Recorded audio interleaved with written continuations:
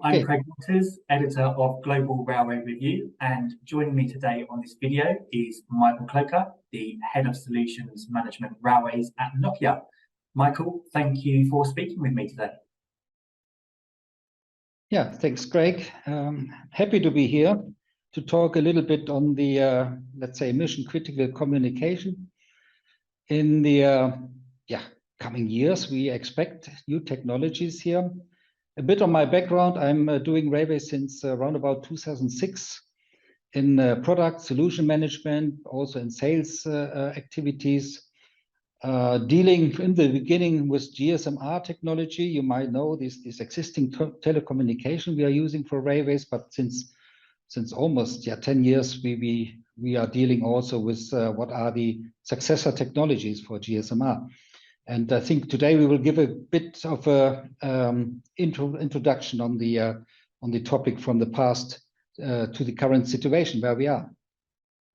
Absolutely. Thank you, Michael. So yes, of course, railway operations are mission critical in nature, and there is, of course, a continued drive for digitalization and innovation. So I wanted to speak with you today about a particular element of this transformation and how there is an evolution of mission critical communications in the railway industry. So perhaps first of all, Michael, you could give us your take on what is or what are mission critical communications in mobile networks, and what are the drivers and the market segments? What can you tell us? Well, mission critical is for sure nothing new. So we have since years in different segments, may it be railways for sure, as I mentioned already, may it be energy sector, may it be public safety sector. We are using mission critical mobile communication since years. So we have analog systems there, we have systems like Tetra, we have systems like GSM-R, and they are all serving these requirements quite well. More on a, let's say, low bandwidth, more on specific deployments. So we have different deployments probably in public safety, where you are more having deployments on critical emergency situations. So situation-aware communication is quite important. With railways, we have different scenarios. We have trains passing borders across Europe, worldwide. So this is nothing new. And the drivers now that we see today is why we are changing things. And it's quite clear. If I talk about analog system, if I talk about Tetra, if I talk about GSM-R, we are now in a situation where this technology will come to a natural end because it's running since years. GSM-R, I think we have started in 2020 with the first networks in Europe, and we will still have 10 years to go here because we have a very long migration period. So overall, these systems are getting old, and then the question is, what can we do? What is the solution for this one? And we get new drivers. So we have now a lot of requests in these days coming, for example, from the industry. They want to use much better communication, mission critical communication, which means reliable, very short latency, with effectively a technology that can benefit from, for example, from a public market. And these are the drivers that we see today. So bringing new technology because technology is getting outdated. The Tetra, the public safety community, has started, I think, sometimes in 2015 already as a first, let's say, segment who said we need to have a successor system. And they brought then the requirements into the mobile communication world. And the mobile communication world means the technology that we are using in public networks. So like 4G, which was the initial task, and nowadays 5G, where we have even more functionality addressing the different segments. So this was the driver at this point of time. How can we bring the requirements that we have from our analog system, from our Tetra system, and also from GSM-R into the new world? And this was, as I said, 2015, 2014, we had the first discussions there in the mobile standardization, because one of the target was let's have a standardized solution. Let's not have again proprietary solutions in this segment and in the other segment. Let's go for really a standardized solution. And the 3GPP, so the mobile communication that we are using since years as mobile users, private users, this has all the benefits of standardization, of roaming, interoperability. So this is the reason why this mission critical comes now in more and more different segments that we see. Not only railway, for sure I'm focusing on railway, but we are also interested in all these synergies. Fantastic, thank you, Michael. So yeah, with all that in mind, you obviously mentioned there, but what is the relation to railway and for GSMR in particular? And why should we all be interested in this topic? Why is it so important? Yeah, as I've said, we are like the Tetra industry, for example, for public safety. We have the same challenges. So the technology is getting older and older. We need to have a successor.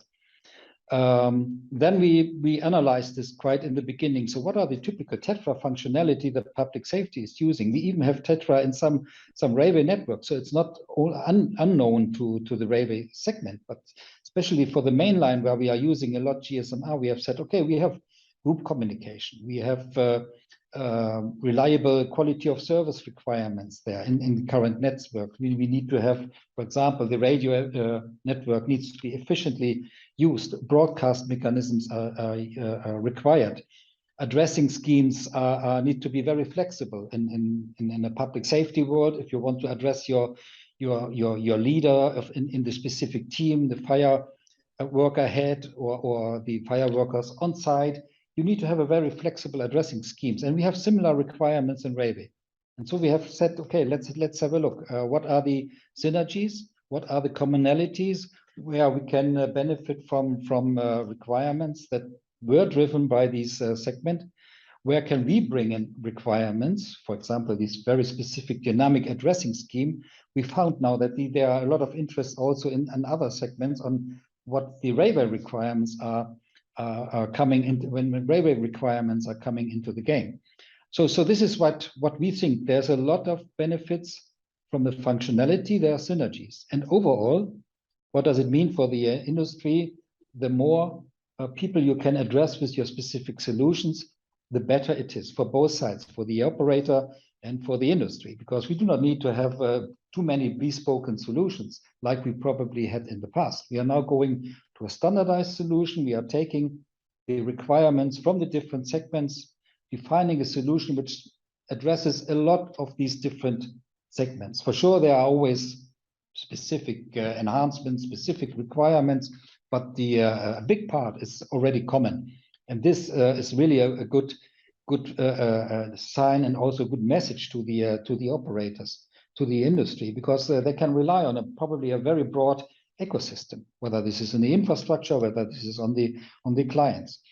So this is I think the relation where we have been very successful in GSMR, and this is also a standardized solution. So this was a little bit that we benefit already in the past of such systems which were defined by mobile communication technology. GSM is the first one we know, but now we are doing the next step, and we are doing this together with the other domains and industries. Excellent, thank you. Okay, well, perhaps Michael, you can explain a little more for us. What is MCX and how does 3GPP come into it? What more can you say? Yeah, when we consider now these current activities in mobile communication for mission critical communication, there is a big part is still what we have on the radio. So we have LTE, we have today 5G technology, very high bandwidth, depending on your spectrum, very low latency, a robust, we can even serve the highest reliable requirements that we got currently from industry with ultra low latency situations, probably even more than we use currently in railways. So this is one of the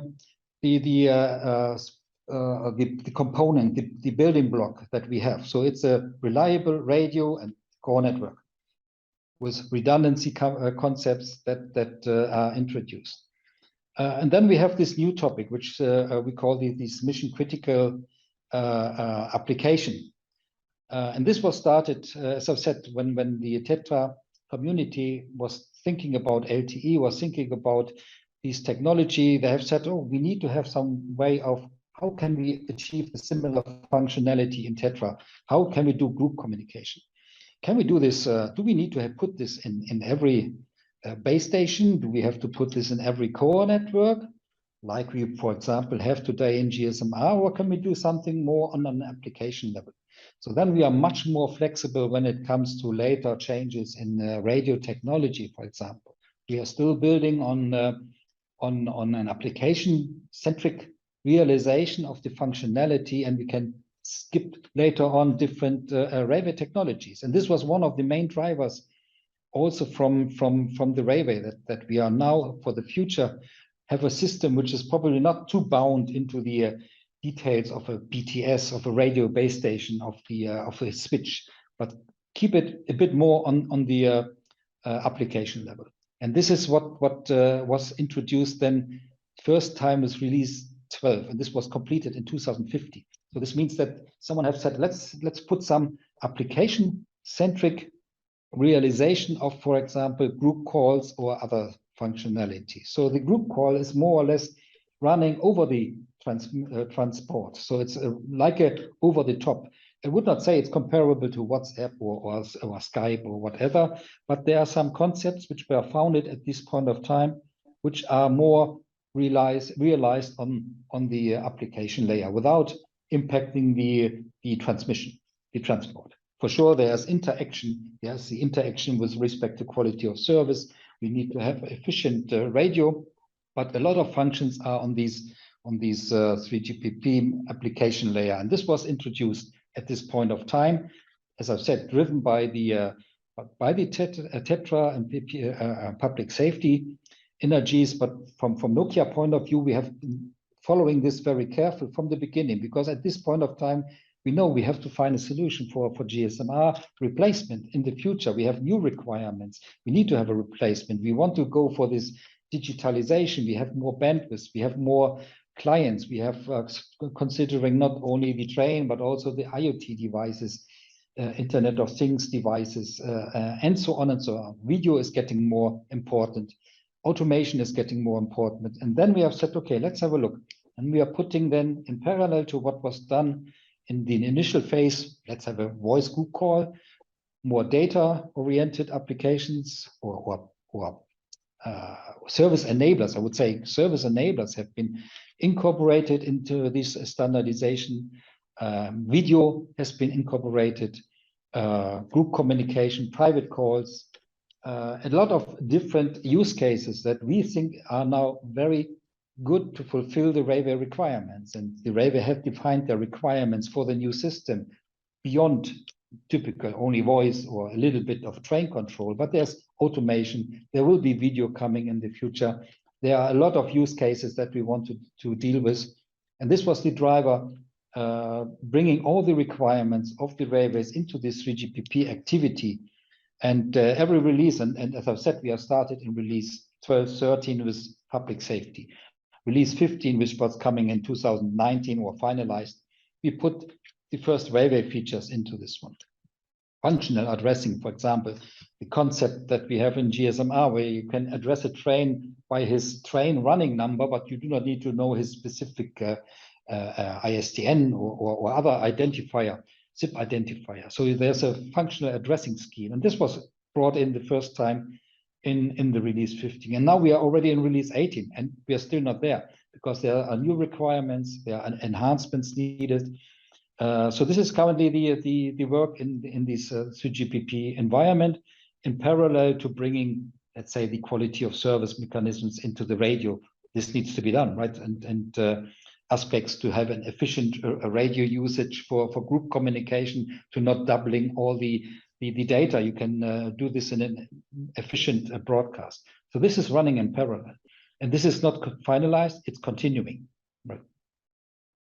Okay, so some more work that obviously needs to be done, which is great. So, but what are the reasons behind the railway industry starting to focus on 3GPP mission critical MCX Yeah. frameworks.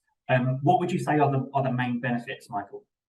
Yeah, I think I've tried to address this already a bit, but for us it was quite clear in the beginning. We have said, okay, we have now this new concept of group communication running over this mission critical framework. We have already something there where we can decouple our railway applications from the underlying technology so that we are very flexible in the future, that we do not need to start from scratch when we are, for example, going from 5G to 6G to 7G technology.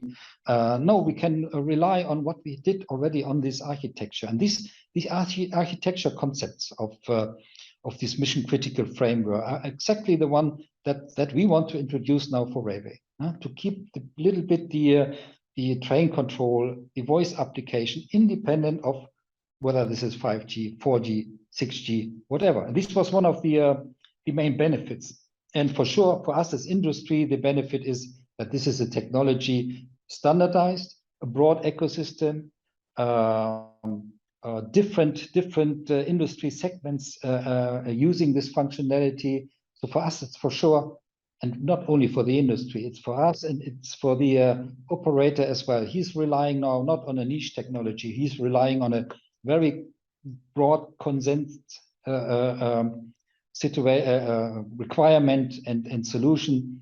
And this is guaranteed if you go following 3GPP standardization. Okay, excellent. So some really great benefits there, lots to consider. But what about the challenges, Michael? What are they, and what needs to be addressed?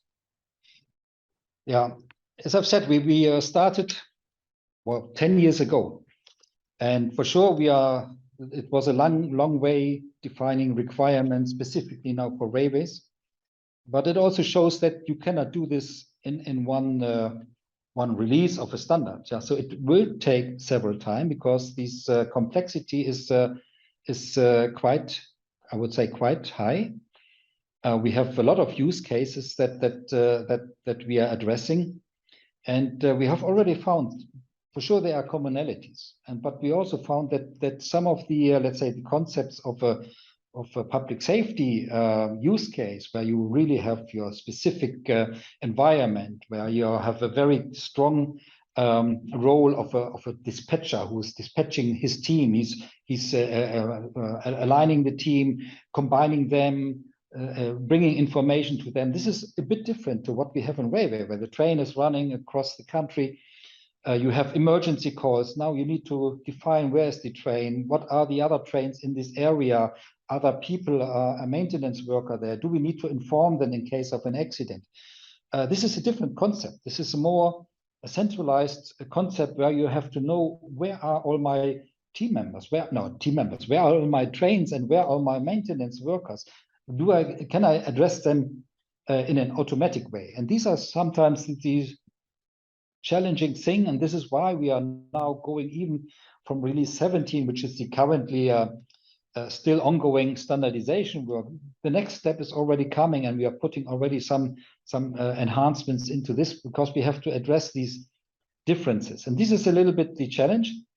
We will not make it in one day, but okay, when we introduced GSMR, it was also not done in one day. This technology was also improved during the year, and what we are currently especially focusing on in Europe, and this is aligned with the EU, with the legal framework that we have in Europe, that we will start hopefully in 2025, where we have the first set of specifications that are for sure not that flexible as we could imagine. There are for sure enhanced functionalities coming in the future, but we are starting with the basics. Yeah?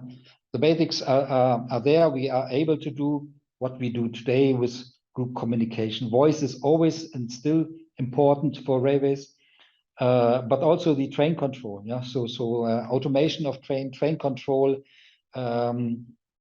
Avoid that the trains need to rely on external signals. They should get their movement authorities. All this really critical communication to run trains supervised or in the future even automated. This needs a very reliable base, and this is what we are introducing now, so that we are have have at least the first step with what is really needed from today's functionality, and then it will be enhanced over the next years. This is completely clear. Fantastic. And lastly, Michael, just to recap all of that, the future's looking bright for this topic and what Nokia are doing. So can you give us a few more ideas about what more Nokia is doing in this area and what the future holds? Yeah, as I've said, we had the good situation was that in the beginning, when the public safety was bringing this new functionalities and requirements into 3GPP, we were heavily involved in that segment, and we are still in that segment. And at the same time, as I've said, we had with the railway teams in Nokia, we have said, oh, we also need to have some successor system. And then we have said from the beginning, let's have a look that whatever you do, let's already have in mind that this could be used for railways. So this was, let's say, our support, especially in standardization. So these work packages or work items, or even this group which is doing all the mission critical specification work, was led to some time by Nokia employees. So we are a rapporteur of different work items, and we are still a rapporteur of different work items which are important for railways, whether it comes to, for example, interoperability requirement and solutions across Europe. So this is important, how to realize that the train can run from the south, from Portugal to even to the Baltics in the future, right? So this is what we did. We were very strong from the beginning in this specification work. We addressed these public safety markets as one of the first markets which were introducing this technology. So today we have a lot of these references in public safety networks worldwide, where we are already deploying today mission critical communication with a little bit focus on public safety. But also since some time we are now enhancing this and bringing this technology also to railway market segments. We have already now, we are just announced we have a contract in Australia, where we are bringing this mission critical communication, even if this is not the final one, but already the intermediate step, the pre-future railway mobile communication system step. We are bringing it to Australia, we are bringing it to India. So there is already a deployment today where we are bringing the current version of the specification and the current version of the products into these different segments. And railway, public safety, these are the typical networks, I would say, with a very wide area coverage. But we are also doing now a lot in these campus segments, where industry segments inside the industry is very high position requirements, logistics, energy. So the energy market, which is very critical. We know how today what happens if you have a cybersecurity attack on that one. So they have very strict mission critical requirements, and they were using quite old technology, and they are also now interested to manage the complete grid of the energy network countrywide. Yeah. So we have different deployments countrywide, more focused on smaller campus. If you're going to companies, automotive companies and others, they are now changing from their existing, let's say, Wi-Fi systems, probably with limited functionality and mission critical functionality. They want to bring more mission critical functionality there, and then they have decided, now let's go from Wi-Fi, for example, more to a 3GPP based LTE or 5G solution to benefit from all the standardization efforts.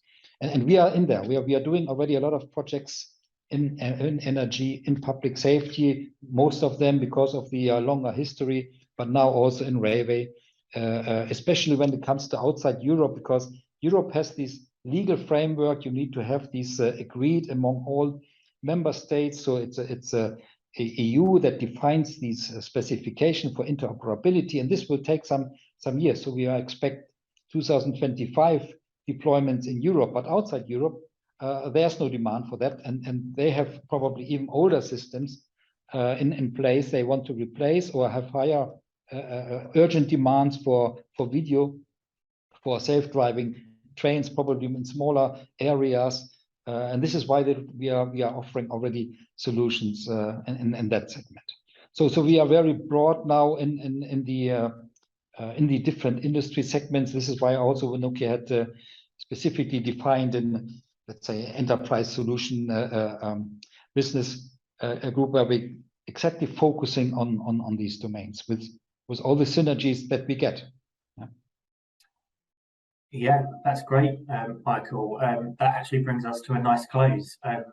Lots of exciting things that we can all look out for in the future then. So yeah, thank you for joining me. Really great to hear what you have to say on this evolution of mission critical communications in the rail industry. So lots for our listeners to take away. So thank you very much for sharing your thoughts. Thanks for giving me the opportunity. Have a nice day. Bye. Thank you, Michael. Bye-bye.